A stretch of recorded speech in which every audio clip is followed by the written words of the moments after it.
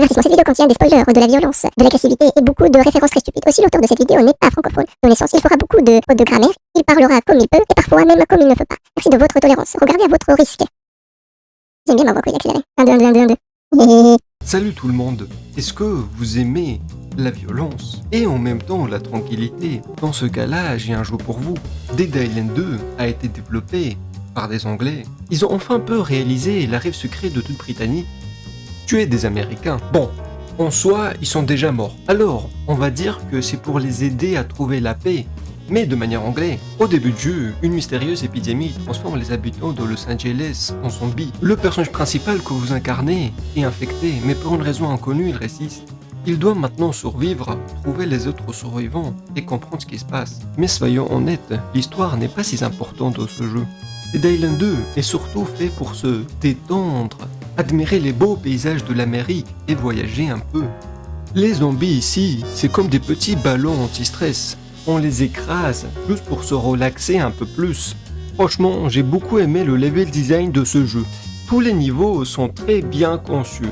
Los Angeles est très bien reproduit. Chaque zone est différente, intéressant et donne vraiment l'envie de l'explorer. Et le jeu récompense constamment cette exploration. On trouve toujours des nouvelles armes, des paysages magnifiques, des ennemis variés et des situations bien mises en scène. Ce que j'ai particulièrement apprécié, c'est que le jeu ne te force jamais à explorer.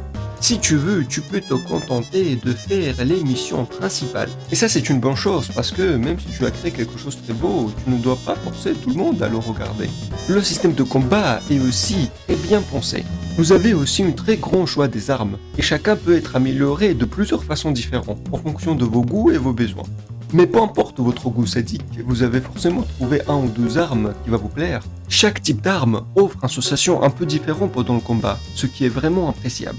Bon, je vais pas trop rentrer dans les détails des mécaniques, mais pour être objectif, il faut aussi parler un peu des défauts de jeu. Par exemple, chaque fois que je lance le jeu, il y avait cette apparition des shaders systématiques, et franchement c'était un peu agaçant. Il n'y a pas vraiment de niveau qui se déroule entièrement dans la nuit, mais parfois le cycle jour et nuit change pendant la mission.